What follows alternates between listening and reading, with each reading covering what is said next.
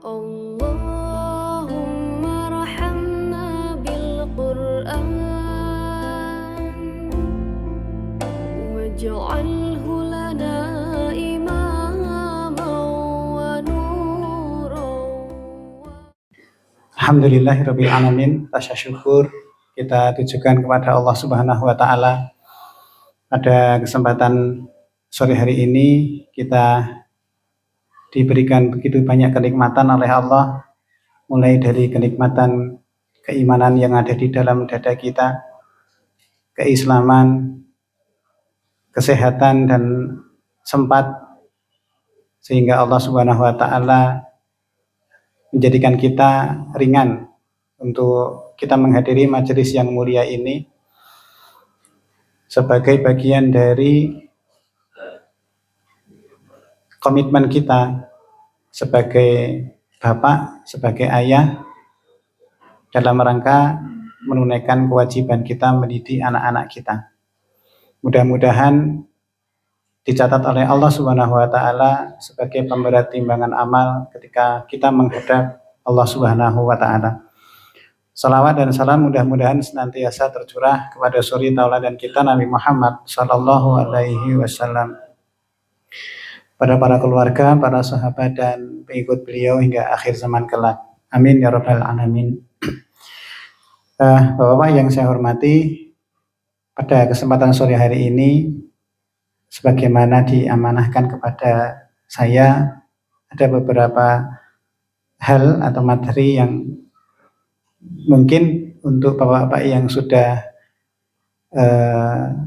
di tahun kedua putra-putrinya itu menjadi materi murojaah, karena bersama kita ada bapak-bapak baru ya, yang baru hadir bergabung dengan kita. Mudah-mudahan tidak menjadikan bosan, tetapi dengan kita murojaah tentu ada hal yang baru, ataupun mudah-mudahan nanti memperkuat apa yang kita yakini selama ini. Yang kita saksikan di depan itu sebuah ilustrasi Bapak sekalian. Ada sebuah pakaian kotor yang kalau di dunia usaha ada yang namanya laundry. Jasa laundry itu menerima pakaian kotor, kemudian kita memberikan sejumlah uang dan kita bisa memilih mau disetrika atau tidak. Setelah itu dalam beberapa saat kita terima pakaian kita sudah bersih dan terlipat rapi. Maka ilustrasi tersebut seringkali kita temukan pada beberapa lembaga pendidikan di mana para orang tuanya pasrah bongkoan kepada sekolah. Saya serahkan anak saya, kemudian saya membayar uang gedung, uang pendidikan atau uang pengembangan, kemudian uang SPP. Pokoknya terima lagi ke saya dalam keadaan solih atau solihah. Kan saya sudah bayar. Seandainya itu bisa terjadi, maka Masya Allah kita semua akan senang Pak. Jadi tugasnya cuma nyari duit, kemudian masrahkan kepada sekolah. Pulang-pulang udah solih. Cuma kok tidak seperti itu, qadarullah. Sekolah itu bukan seperti laundry. Kenapa? Sekali lagi, bapak-bapak kalau baca surat Al-Kahfi setiap hari Jumat mesti diingatkan tentang hal itu. Berulang kali. Terlebih ketika kita sholat Jumat. Kita selalu diingatkan oleh khatib untuk haqqa tuqatih, bertakwa dengan sebenar-benarnya sampai kita wafat dalam keadaan muslim. Yang diingatkan siapa? Para bapak untuk terus bertakwa tiap hari Jumat. Kecuali ketika duduk khatib naik, terus ngantuknya masuk gitu. Jadi bangunnya pas iqomah. Kadang-kadang juk ra wudu meneh. Iya. Alasannya apa? Kan tidak naum, lagi sinah. Ada sinah, ada naum ya. Sinatu wala naum. Kalau sinah itu ya teklak-tekluk tapi masih dengar khutbahnya. Dalam beberapa pendapat itu tidak perlu wudhu lagi. Tapi jangan dipraktekkan ya Pak ya. Kalau bisa ya terjaga gitu. Masa mengambil momen tidur kok pas khutbah. Ya. Lalu kita terbiasa membaca surat Al-Kahfi. Di sana kita diingatkan bagaimana Nabi Musa yang karena dalam tanda kutip keangkuhannya merasa paling punya ilmu, lalu Allah Subhanahu wa taala menegur. Sana nyantrik dulu kepada seorang nabi namanya Nabi Khidir. Nah, dalam nyantriknya itu Nabi Musa dan Nabi Khidir ketemu satu bangunan atau satu tembok yang mau roboh. Kemudian keduanya dikirim oleh Allah sebagai tukang yang membenahi bangunan tersebut. Kenapa kalau dibenahi? Soalnya kalau roboh nanti harta yang ada di bawahnya, di bawah bangunan itu menjadi terlihat dan tidak lagi teramanahkan untuk anak dari yang punya bangunan itu. Dalam satu tafsir disebutkan kalau yang punya bangunan itu adalah keturunan 7 keturunan di atasnya. Bukan keturunannya langsung Bapak-bapak, tapi 1, 2, 3 sampai 7. Nah, yang diselamatkan itu yang anak yang ke-7 ini, keturunan yang ke-7 ini. Nah, tukangnya enggak main-main Bapak-bapak. Tukangnya 2 orang nabi yang membenahi rumahnya. Kenapa? Karena kata Allah Subhanahu wa taala, abuhuma sholiha, bapaknya itu orang yang sholih. Kok bisa hartanya seperti memiliki asuransi yang lama terjaga sampai 7 turunan. Nah, Allah menjelaskan wa kana abuhuma sholiha, dan bapaknya itu adalah orang yang sholih. Maka ini menjadi pengingat kita kembali Pak, bahwa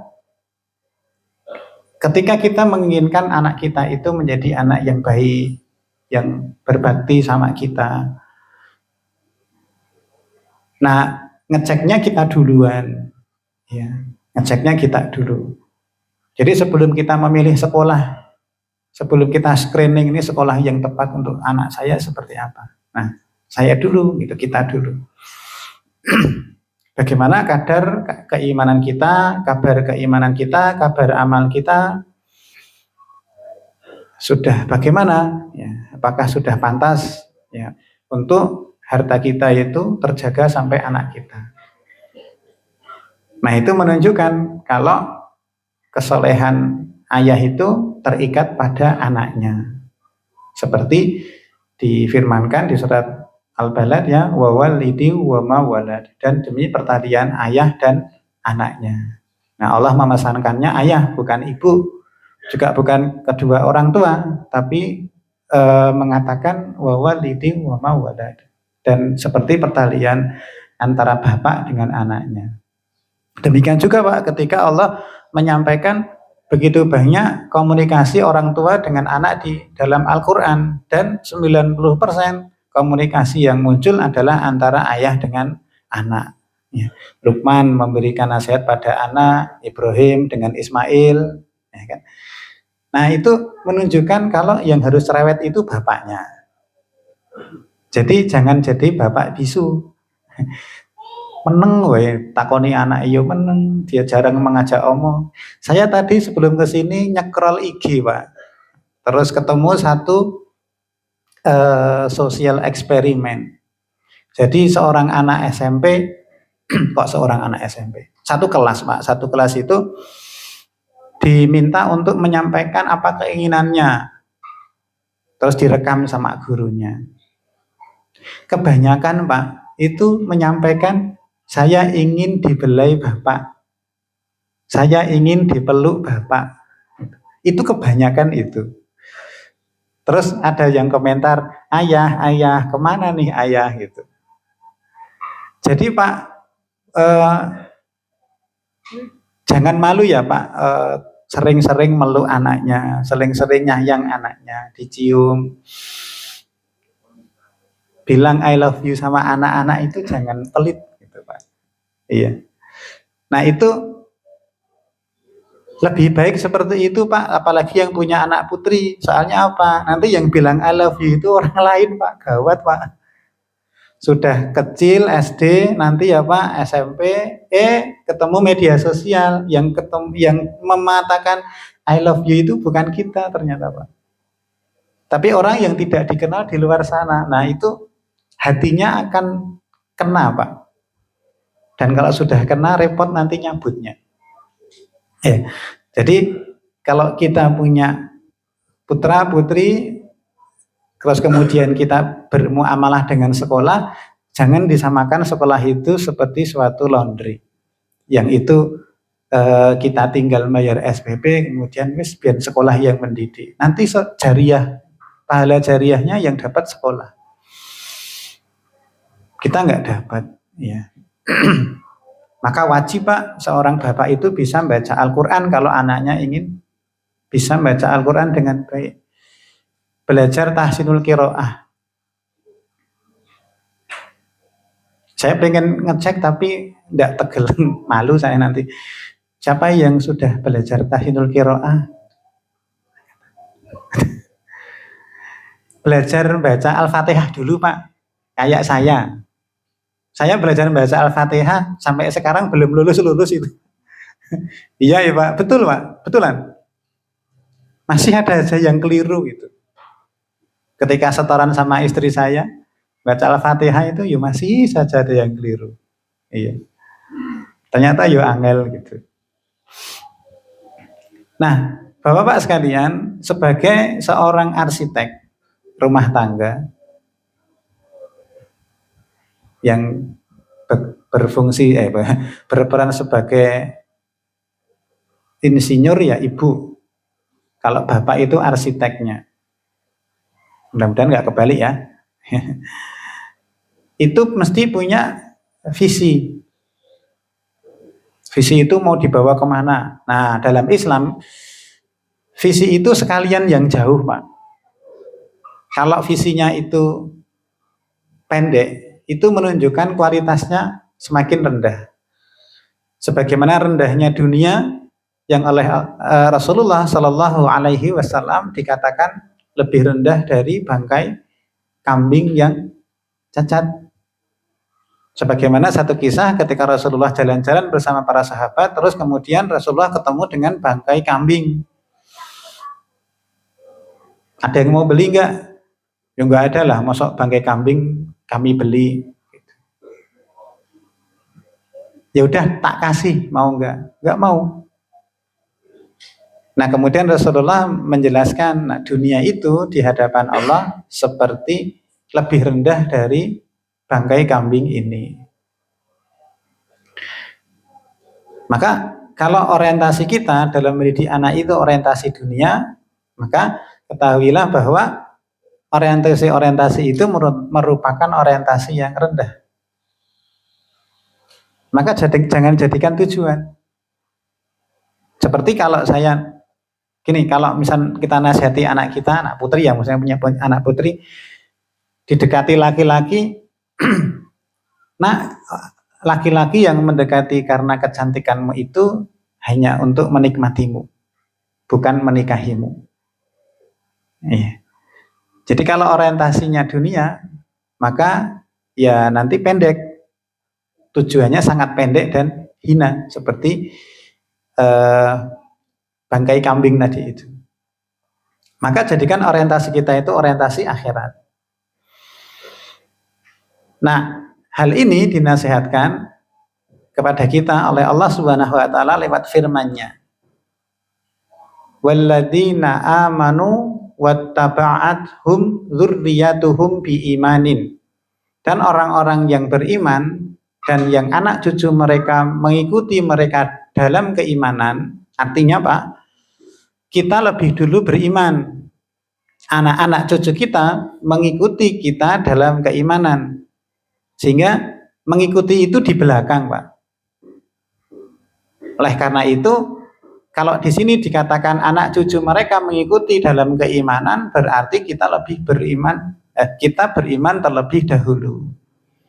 Dan itu logis. Karena secara usia kita lebih tua daripada anak-anak kita. Secara keyakinan kita tentu lebih dulu meyakini daripada anak-anak kita. Yang itu Pak dicontoh oleh anak-anak kita. Maka dikatakan wattaba'athum dzurriyyatuhum biimanin.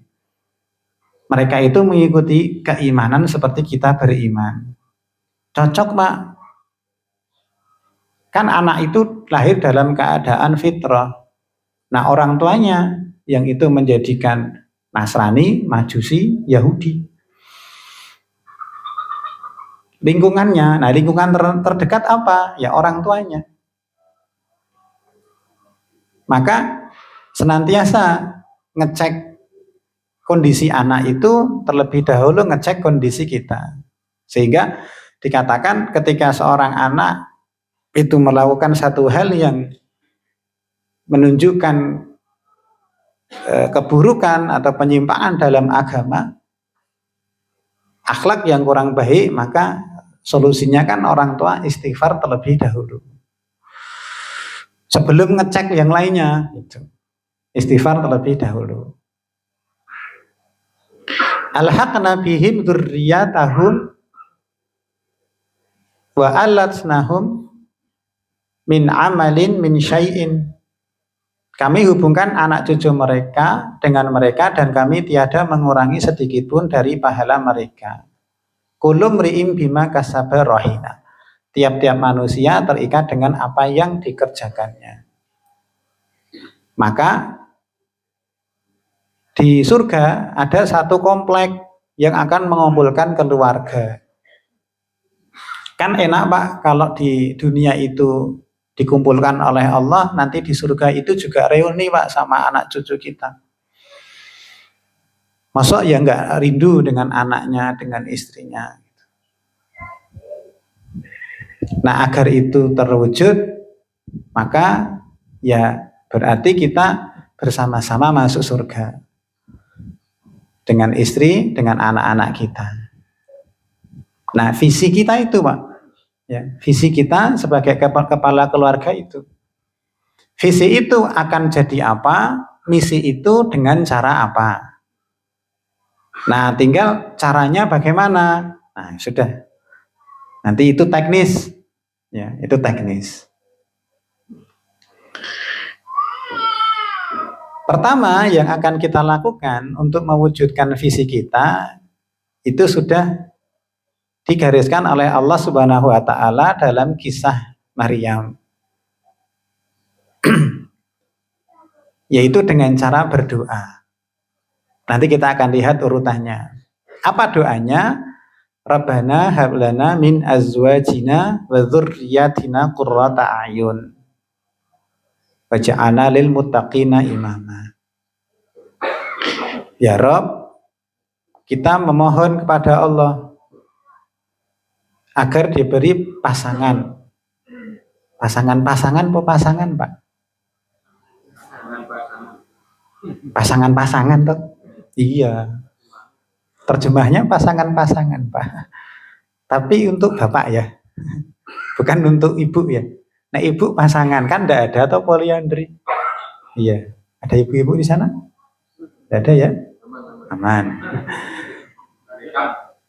Aduh. Pasangan-pasangan. Yang itu menyejukkan mata. Mata kita itu tidak selalu terbuka, tapi kadang tertutup. Oleh karena itu menyejukkan mata itu mata hati Pak. Sehingga ketika ditinggal itu kita tenang, tidak was-was, tidak khawatir. Itu makna menyejukkan hati. Kenapa? Karena memang qurrata a'yun itu bukan fisik Pak. Sehingga Tidak diukur dari tampannya anak kita yang laki-laki, cantiknya anak kita yang perempuan. Anak saya yang kedua itu kulitnya agak gelap. Suka minder. Setelah lulus, ya mulai kelas 6, kelas 5, kelas 6 itu suka minta diberikan skincare. Biar glowing kan. Ya tidak apa-apa, kita turuti karena itu merupakan fitrah kewanitaan untuk tampil cantik. Cuman ada satu hal yang perlu saya tumbuhkan kepada anak saya yang kedua itu. Dengan mengisahkan Bilal. Bilal itu nak orang ireng toh. Iya, tapi terumpahnya didengar oleh Rasulullah di surga. Artinya Allah itu tidak melihat fisik loh, Nduk. Tapi melihat hatimu, keimananmu, amalanmu gitu. Menyejukkan hati itu ketika anak kita itu sholat tanpa kita suruh, ngaji tanpa disuruh, nek perlu ngelengke orang tuanya, Pak yang muraja arung Pak, tak ngapal ke aku, yo ngaji lah Pak, gitu. Kapan Pak buka Al-Quran terakhir? Jawabannya di batin aja ya. Iya. Wajib ya Pak buka Al-Quran setiap hari nggih Pak nggih. Setiap hari. Habis subuh itu habis sholat subuh dibuka monggo sak halaman. Enggak apa-apa Pak. Yang penting pendak dino baca Al-Quran. Dan itu aja. Kenapa? Nah, nanti itu akan sangat terasa Pak kalau putra-putri panjenengan misalnya ke pondok. Kita tidak bisa mengawasi mereka 24 jam. Apalagi kalau sudah terpisah dari kita. Jadi masa-masa kita bersama anak kita itu cuma sampai kelas 6 SD Pak. Bagi yang mondok kan anaknya. Nanti coba SMP mondok, SMA mondok, kuliah sudah punya dunianya sendiri. Baru kuliah rabi, kerja, menikah. Ya sudah. Maka Pak, yang sampai kelas 6 SD itu dipol-pol ke Pak. Nanti setelah itu akan sangat berkurang kebersamaan kita dengan anak-anak kita. Begitu ada kesempatan ngantar anaknya sekolah, antarkan Pak. Nah di situ ada conversation nanti, ada ngobrol dengan anak-anak kita. Nah kembali ke sini Pak. Qurrata ayun itu terkait dengan hal yang sifatnya imaniyah, bukan hal yang fisik. Ketika anak kita itu tutur katanya lembut kepada kita, ndak bentak, itu anyes Pak di dada. Tapi coba kalau anak kita itu deleke terus sekecap podo sak kecap. Itu loru itu Pak. Di sini itu sakit.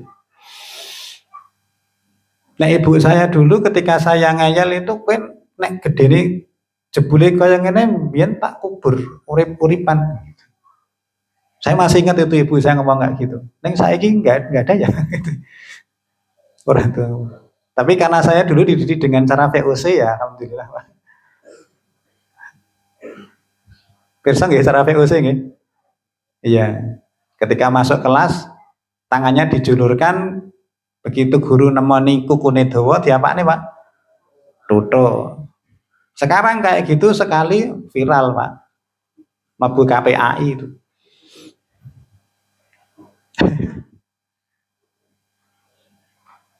Itu ditambah dengan kampanye bullying Pak. Titik-titik apa? Bully. Padahal biar zaman aku cilik berarti pendak dino bullying-bullyian. Soalnya ketika saya keluar, zaman saya SD dulu, nek saya metu ki mesti ono sing nangis. Nek ora tak jotos, yo tak pentung. Neng kok zaman biyen kok nggak ada itu. Ono orang tua ngadukan anaknya ngadukan ke polisi, neng sekolah anaknya ditutuk apa tumpuk undung kayak gini. Nggak ada. Mbok wong tua gen apa kuwi gen Z apa gen Srobe. Wa ja'alna lil muttaqina imama, dan imam bagi orang-orang yang muttaqin. Nah, kalau imam bagi orang-orang yang muttaqin berarti ada orang-orang lain, Pak. Nah, imam itu berarti tidak sendiri. Sehingga ada yang mengikuti. Nah, imam diikuti berarti kita berdoa kepada Allah agar anak-anak kita itu diikuti. Dan yang ikuti itu nggak main-main, Pak, orang muttaqin. Oh. Mintanya itu maksimal. Tidak sekedar jadi anak yang muttaqin, tetapi diikuti orang-orang yang muttaqin. Otomatis kita menyiapkan lingkungan untuk anak-anak kita, toh Pak, berarti. Kalau imam bagi orang muttaqin berarti ada yang lain. Nah, itu menunjukkan bahwa kewajiban orang tua itu tidak berhenti di rumah tangga, tetapi juga keluar.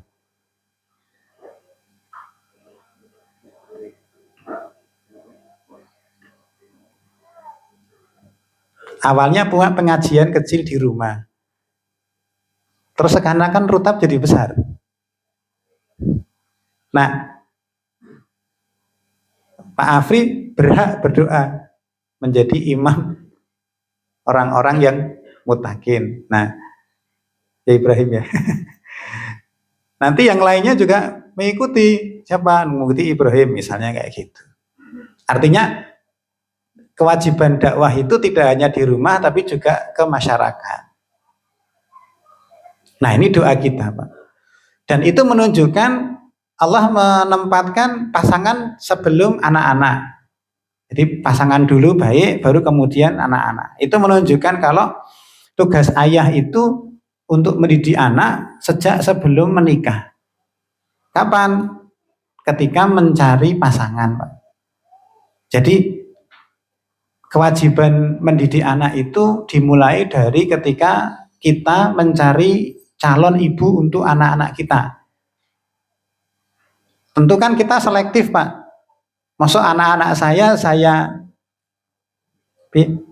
masuk ibu untuk anak-anak saya ibu yang nggak baik. Nah, kan berarti kita selektif dalam mencari istri. Nah, sekarang sudah ya, Pak? Sudah. Ya wis kadung kan? Ya, kalau sudah kadung kayak gini ya monggo maju bareng, berproses bersama-sama. Bapak-bapak maju digandeng istrinya untuk ikut maju, bukan malah wis ning omah wae rasah ndi ning ndi ngurusi rumah. Loh, Pak, yang namanya ngurusi rumah, menjadikan rumah baik itu perlu modal. Modalnya apa? Ilmu. Kalau bapak-bapak sekalian bisa mendidik istri dengan baik, dengan lengkap, alhamdulillah, Pak. Jadi istrinya nggak banyak keluar rumah. Tapi kalau tidak bisa, nah biarkan istri-istri kita belajar di luar rumah. Belajar agama untuk apa? Untuk mendidik anak-anak kita. Plus juga modal untuk bapak agar tetap kerasan di rumah. Yang tadi itu, Pak, apa, Pak? Skincare. Lah kita pengen istri kita tampil glowing tapi Viva wae lah popo lah. Ya tidak apa-apa, Citra atau Viva gitu. Mulai sebut merek. Nah, itu menunjukkan pasangan yang baik. Ya, yang menyejukkan. Baru kemudian anak-anak kita mohonkan anak-anak yang menyejukkan. Caranya bagaimana? Nah, di bawahnya, Pak. Ya ayyuhalladzina amanu qu anfusakum wa ahlikum nahra. Hai orang-orang yang beriman, jagalah. Jazakallahu khair. Jagalah dirimu, anfusakum wa ahlikum, dan keluargamu dari api neraka. Anfusakum dulu. Terus wa ahlikum. Ada yang mengatakan bahwa di situ menunjukkan kesetaraan. Jadi menjaga keluarga dan diri kita itu sama. Cuma kan di situ ada urutan, Pak. Penempatannya itu duluan mana gitu. Anfusakum ditempatkan lebih dulu, berarti kita jaga diri dulu dari api neraka. Baru kemudian ahlikum, keluarga kita. Yang punya keluarga siapa? Bapak. Ku anfusakum wa ahlikum, dan keluargamu. Nah, keluargamu itu yang punya keluarga siapa? Bapak. Berarti seruannya lebih kuat kepada para bapak. Dan lumayan berat loh Pak. Pesannya adalah menjaga diri dari api neraka, bukan jagalah diri kita agar masuk surga. Masih ingat Pak bedanya? Kalau perintahnya masuk surga, bisa-bisa melipir dulu, mampir ke neraka. Minimal jadi jahanamiyun. Apa itu jahanamiyun? Orang yang dosanya lebih banyak, kemudian masuk neraka jahanam, dibersihkan sampai dosanya habis, baru dapat syafaat dari Rasulullah Shallallahu Alaihi Wasallam, keluar dalam keadaan gosong. Kemudian dimandikan di telaga, lalu masuk ke surga. Itu jahanamiyun. Mereka mati dalam keadaan Islam. Dan itu tidak mudah Pak. Kenapa? Karena orang mati itu sesuai dengan kebiasaannya Pak. Tidak bisa kemudian saya besok tak mati, ketika mau mati saya bersyahadat. Tidak semudah itu Ferguson. Tidak gampang. Kenapa? Karena yang keluar itu adalah refleks. Refleks saat kita hidup. Karena kan itu sudah, kesadaran kita sudah mulai hilang. Yang keluar adalah refleks kita. Sama Pak, ketika kita refleks di dunia itu, ketika dapat musibah apa? Misuh apa? Zikir. Nah itu refleks akhlak lisan. Maka dikatakan orang yang istiqomah itu kan orang yang diteguhkan ucapannya fid dunya wal akhirah. Maksudnya apa diteguhkan? Saat naza itu bisa tetap menyebut asma Allah, ketika dikubur ketemu dengan malaikat penanya dalam kubur, dia bisa menjawab pertanyaan. Akibat apa? Efek istiqomah itu Pak. Ya. Maka Allah mengatakan wa ahlikum naro, jangan sampai masuk neraka. Nah, kalau jangan sampai masuk neraka berarti pasti masuk surga, Pak. Tapi kalau masuk surga belum tentu tidak masuk neraka.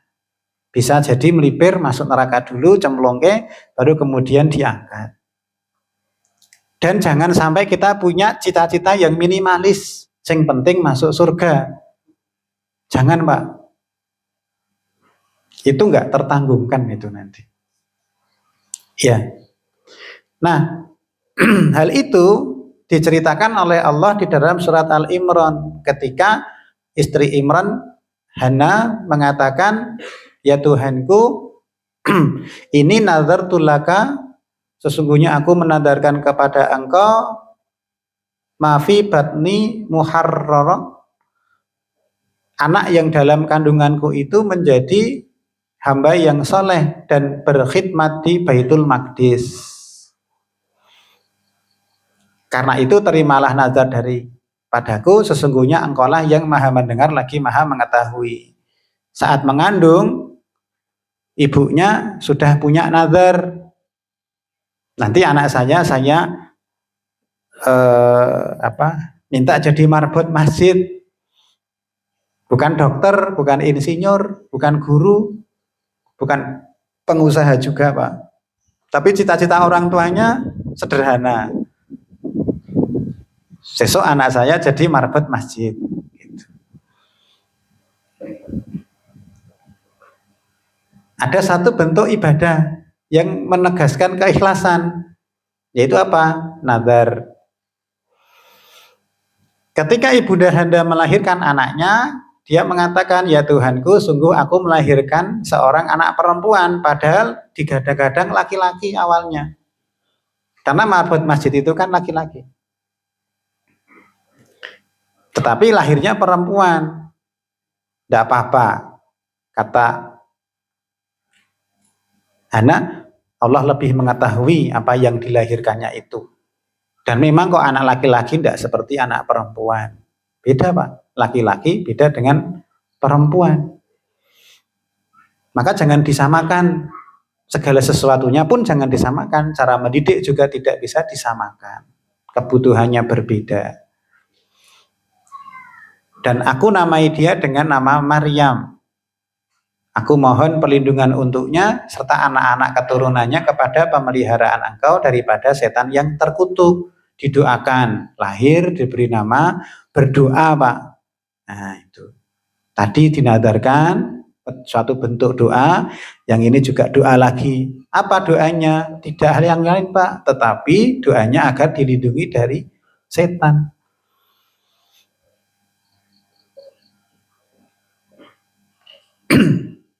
Maka Tuhannya menerima dengan penerimaan yang baik. Nah karena Tuhannya itu berkenan, yaitu Allah berkenan, maka Allah ikut campur Pak dalam mendidik anak. Dan mendidiknya dengan pendidikan yang baik. Siapa? Allah. Pak, ketika kita itu menyadari keterbatasan kita sebagai manusia, serahkan pada Allah Pak. Dalam keadaan kita mentok, pasrahkan kepada Allah. Demi Allah itu nanti Allah akan turun tangan menyelesaikannya. Benar Pak.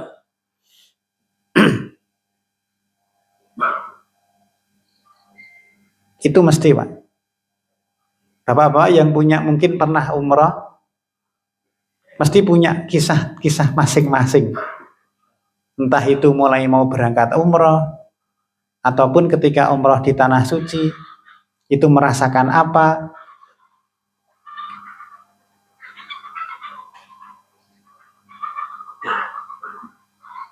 Itu ketika kita punya tekad di dalam hati kita, memasang niat, sungguh-sungguh mewujudkan apa yang kita cita-citakan, terus kemudian kita berusaha mentok, dan benar-benar mentok, itu Allah akan turun tangan. Iya, Allah akan turun tangan. Itu pasti Pak. Syaratnya apa? Ya mentoknya kita itu. Sehingga kalau kita sudah menyerahkan, ikut menyerahkan menyerahkan pendidikan kita, anak-anak kita itu kepada Allah, maka segala hal yang itu tidak mungkin jadi mungkin.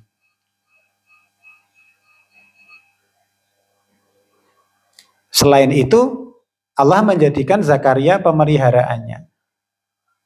Jadi punya guru yang hebat, yaitu Nabi Zakaria. Setiap Zakaria masuk untuk menemui Maryam di mihrab, ia dapati makanan di sisinya. Zakaria berkata, "Hai Maryam, dari mana kamu memperoleh makanan ini?" Maryam menjawab, "Makanan itu dari sisi Allah." Bapak-bapak, Maryam saat itu kerja enggak? Enggak toh?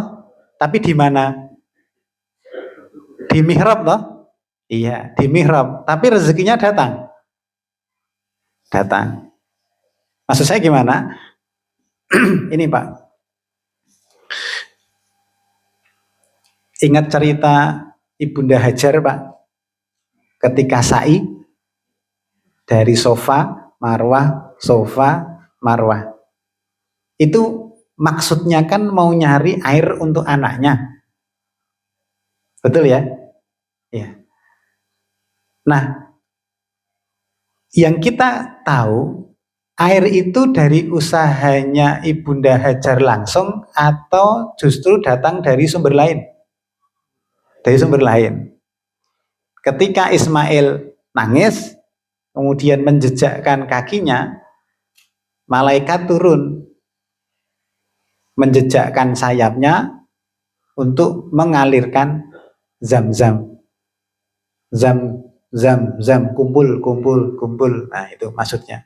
Biar tidak nyebar ke sana kan zamiluni, zam.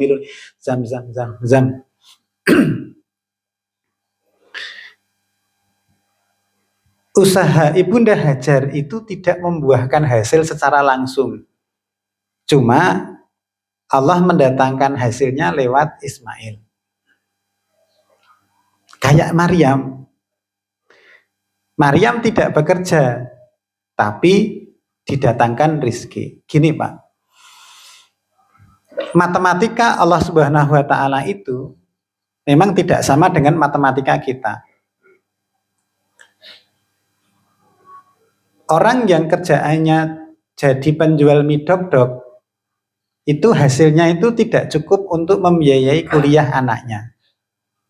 Tetapi Allah menggantinya Pak, dengan apa? Anaknya dapat bidik misi. Wes gratis untuk sangu 1,5 juta setiap bulan. Loh. Itu matematikanya Allah kayak gitu. Jadi kadang-kadang apa ya cukup dodolan pentol cilok. Loh, nyatanya anak-anak itu kuliah ki pada berhasil lulus. Dan itu tidak cuma satu. Bapak mertua saya tidak lulus SD, tukang kayu. Simbok saya mertua lulus SD, dodol pasar, neng sayur. Kecil Pak, dagangannya kecil. Ya alhamdulillah, anak-anaknya 6 putri semua Pak. Hidup semua, dapat suami semua.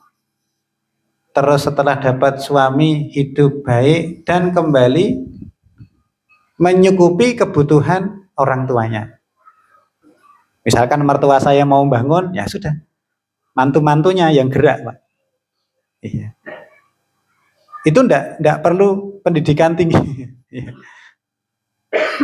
Jadi kadang-kadang seperti itu, hitungan-hitungan Allah itu tanpa kita sangka-sangka, bighairi hisab. Enggak disangka-sangka. Nah, secara urut-urutan ketika kita itu mau mendidik anak kita, siapkan akhlak yang baik kepada Allah Pak. Agar apa? Agar kita minta itu Allah berkenan. Maka kalau kita minta kepada Allah, penuhi adab-adabnya Pak. Juga memilih waktu dan tempat yang mustajab.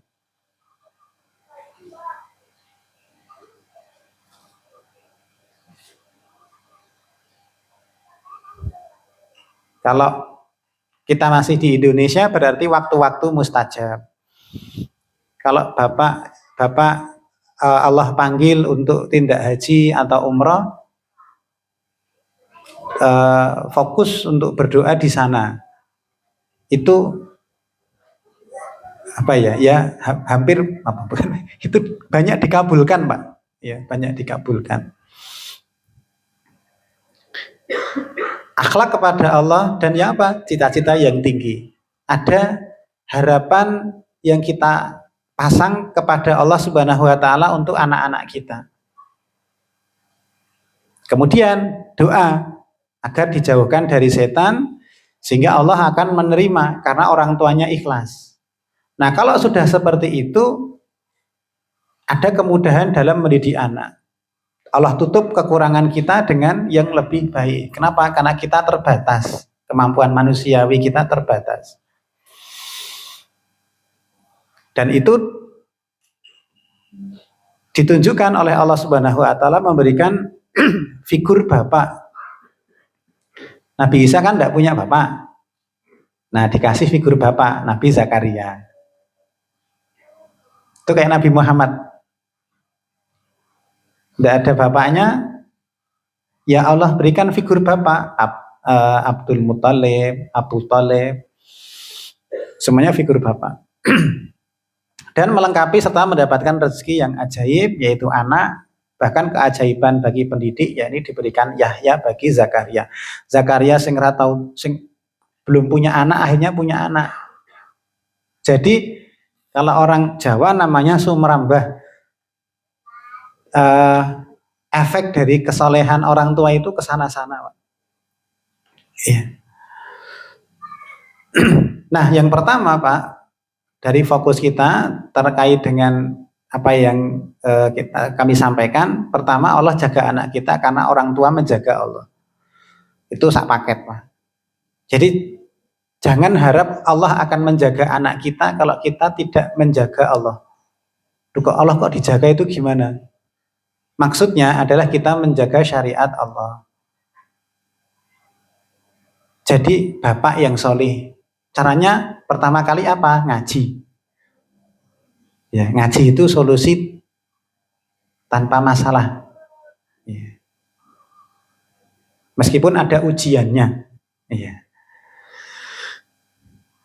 Contoh, dahsyatnya ibadah berpengaruh pada anak, demikian juga kemaksiatan. Maka kalau kita lihat anak kita kok kesana kesini belok tidak lurus, nah berarti itu bisa jadi karena kemaksiatan kita.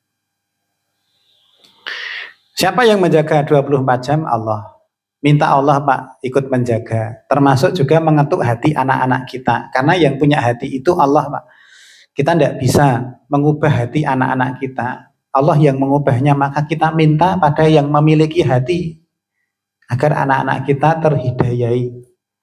Baik secara bayan maupun secara taufik. Nah, ketika kita sudah ikhlas, ada satu amalan, Pak, yang kemarin sempat saya sampaikan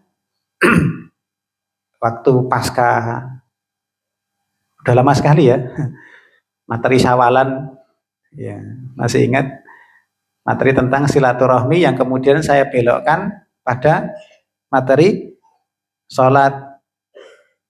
Nah, salah satu cara kita meminta pertolongan kepada Allah selain sabar, wasta'inu bis-sabri was-shalah. Saya pernah lihat stiker, Pak, di sepeda motor, bunyinya gini. Nek kesibukanmu orang mencukupi kebutuhanmu dan danono sholatmu. Iya. Stikernya gitu, Pak. Di apa? Nek nggon motor itu mburine ono selebor. Ya. Nek kesibukanmu orang mencukupi kebutuhanmu dan danono sholatmu. Memang, Pak. Ya. Kenapa?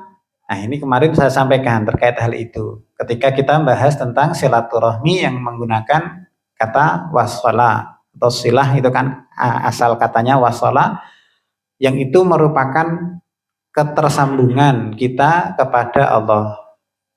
Wa aqimus sholata lidzikri, orang yang sholat itu mengingat Allah, tersambung dengan Allah. Sehingga kalau orang sudah tersambung dengan Allah, segala sesuatu yang keluar darinya itu hal yang baik. Dan memang Allah mengatakan wa aqimus shalah inna sholata tanha 'anil fahsya'i wal munkar. Sungguh sholat itu mencegah dari perbuatan keji dan mungkar. Orang tua yang sholatnya bagus, maka insya Allah perilakunya terjaga. Bapak-bapak yang belum jamaah ke masjid, monggo dilatih jamaah ke masjid. Yang suka mengko-mengko sholatnya, monggo segera disegerakan ketika azan. Kita beruntung, Pak, tidak harus ke masjid 1 jam sebelum azan. Nah, atau Mas Afri? Tidak diizin, susah di Masjid Nabawi dan Masjidil Haram, datang pas azan, ya cetot-cetot di pelataran, Pak. Makanya datangnya 1 jam sebelum azan. Nah, di sini tidak. Azan, 10 menit nih. Komat wudu. Lemaku berat. Apa meneh nek salat cerak masjid. Jadi masjid, rumahnya dekat masjid sandinge. Itu masjid, hampir pasti le datang pas komat. Mbah iki ngopo ya radong aku. Sing ado malah dikek dhewe, ya oh Pak, betul, Pak. Dan kebanyakan, Pak, saya mengamati yang datang duluan itu yang sepuh. Karena masjid itu isinya cuma 2, Pak, tiang sepuh karo cah cilik. Ada nem-neman nanti wangel, Pak. Cari pemuda yang itu mau bersegera ke masjid, usia antara 15 sampai 20-an. Susah banget. Cah cilik seneng neng masjid, orang tua mungkin melihat matahari sudah mulai tertutup, tenggelam, ya sudah. Wah, siki cepak-cepak. Nek sing PNS dadak nunggu pensiun se lagi sergap neng masjid lho, iki ngopo? Lo kan mumpung kuat, mumpung badan itu kuat, dimaksimalkan. Nah besok ketika kita sudah tua, susah berangkat ke masjid, masih dapat pahala ke masjid. Gitu konsepnya. Kenapa? Kenapa? Karena siapa yang memperbaiki hubungan ia dengan Allah, Allah akan memperbaiki hubungan dia dengan manusia. Kadang-kadang kita perlu berinteraksi dengan manusia. Kalau hubungan kita dengan manusia baik, ya hubungan kita dengan Allah baik, ya insya Allah hubungan dengan manusia baik. Loh, nyatanya saya memperbaiki hubungan saya dengan Allah kok ya tetap digetingi misalnya gitu. Gini Pak, selama yang membenci kita itu bukan orang yang baik, aman Pak. Artinya nek kita digetingi wong sing elek, santai Pak. Maksudnya orang terus itu hal yang nggak apa-apa, tapi tidak perlu jadikan pikiran gitu Pak. Karena tidak mungkin kita membuat semua orang itu ridho kepada kita. Yang penting yang menjadi musuh kita itu bukan orang yang baik, wes kayak gitu. Dimusuhi orang itu biasa Pak. Terjadi wong kita menenge ono wong pas nang ono kok. Kita meneng loh Pak, kita nggak ngapa-ngapain. Disengiti wae ya iso. Meneng salah, ngomong luwih salah. Gitu. Nah, pada pertemuan yang lalu kita sampaikan keutamaan sholat. Sejarahnya sudah, kemudian keutamaan sholat. Sebagai bagian dari materi kurikulum kita mengajarkan rutinitas ibadah. Nah, keutamaan sholat kemarin disampaikan sholat itu cahaya. As-sholatun nur. Iya. Mana kalimatnya? Wassalatun nur. Nah, ini nih di sini. Sholat itu nur, cahaya. Bukan dia ya Pak, kalau dia itu sinar. Apa yang menjadi sinar? Sabar. Apa? Betul ya? Wassabaru dia. Dia itu sinar Pak. Sinar matahari yang kuat, panas. Makanya sabar itu lebih berat. Sholat itu nur. Nur itu cahaya bulan. Saya tidak sedang memperdebatkan bulan itu punya cahaya sendiri atau memantulkan, ya, karena saya itu merupakan penganut flat earth. Jadi kalau jenengan tanya ke saya, Pak Izul, bumi ki bulat kok datar? Nah, saya jawabnya datar. Meskipun saya guru fisika. Nah, bulan itu orang mengatakan memantulkan cahaya matahari atau cahayanya lebih lembut daripada matahari. Matahari itu panas, menyengat. Makanya dikatakan dia memancar, kuat. Itu sabar Pak. Jadi sabar itu lebih berat. Nur itu cahaya yang lembut. Nah, cahaya itu Pak, kalau kita kumpulkan di dunia, nanti kita bisa tuai di akhirat. Ketika kapan? Ketika kita lewat sirat. Kan kita butuh cahaya agar padang dalane gitu loh Pak. Nah, amalan kita itu nanti akan termanifestasikan dalam bentuk cahaya kita. Semakin banyak amal soleh, sholat, wudhu, maka cahayanya semakin besar. Semakin jarang beramal soleh, cahayanya semakin kecil. Ada yang cahayanya sak jempol, tapi ada yang cahayanya sebesar gunung Uhud. Dan kemarin saya sampaikan, jangan sampai dosa-dosa kita itu menjadi gancu Pak, yang akan gantol kita masuk ke neraka jahanam. Ya, maka kumpulkan cahaya sebanyak mungkin. Nanti di kubur itu akan membantu kita Pak. Kemudian selain itu,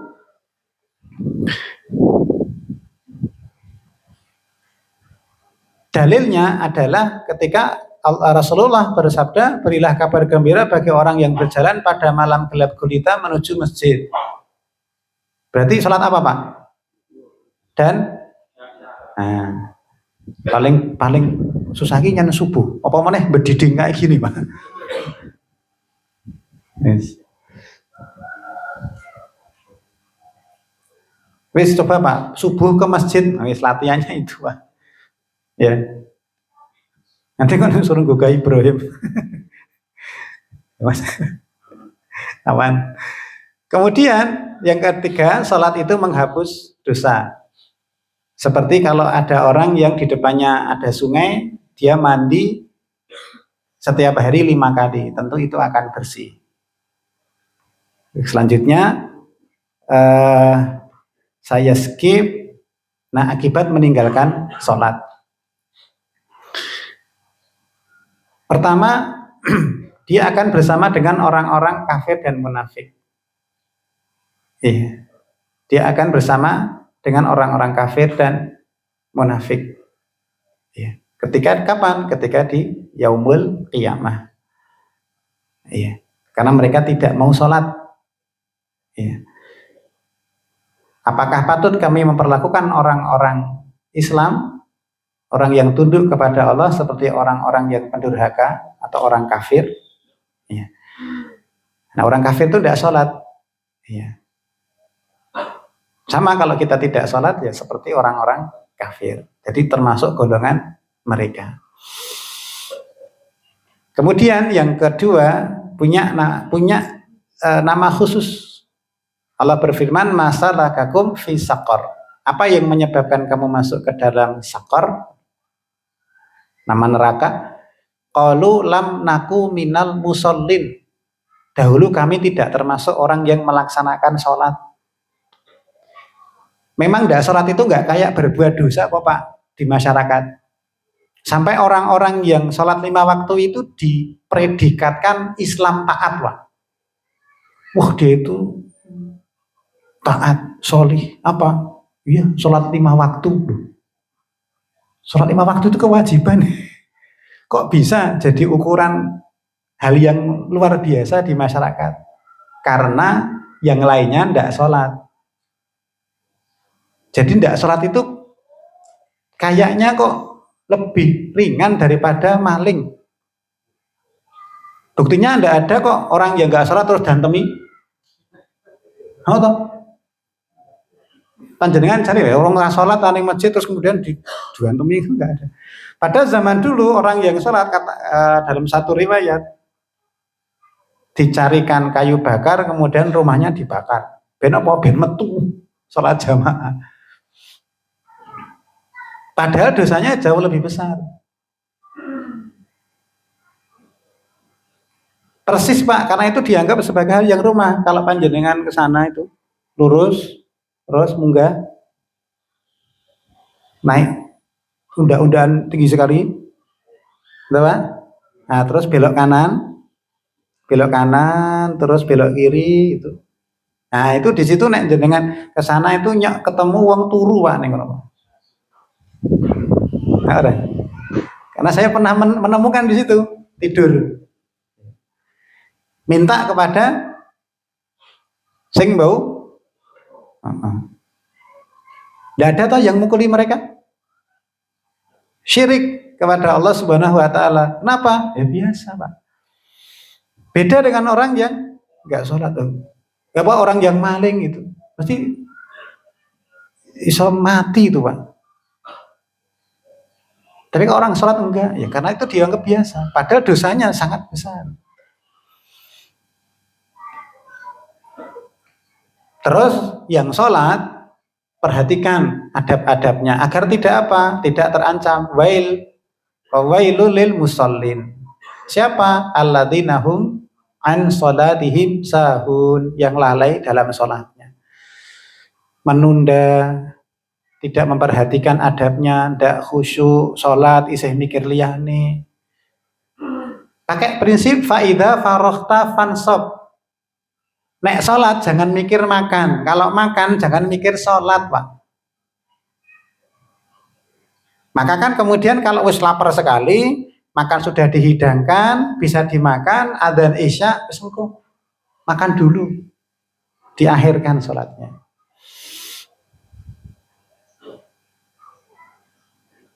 Jadi sholat itu menjadi satu hal yang memang kita harus sikapi kekhusyukannya. Kemudian yang keempat, ini juga untuk anak-anak kita Pak, kelak Pak. Fakhalafa min ba'dihim khalfun adha'us shalah wattaba'us syahawat. Kemudian datang setelah mereka generasi pengganti yang mengabaikan sholat. Nah, terusannya menarik Pak, dan mengikuti hawa nafsu. Berarti orang yang meninggalkan sholat susah mengekang hawa nafsu. Pak, kalau putranya itu jarang sholat, cek HP-nya. Kalau bapak-bapak sudah mengamanahkan HP, misalnya sudah balik, balik kok sholatnya kok sepenake dhewe, kurang dalam sholatnya, cek HP-nya Pak. Siapa tahu ada sesuatu yang perlu bapak-bapak ketahui di situ.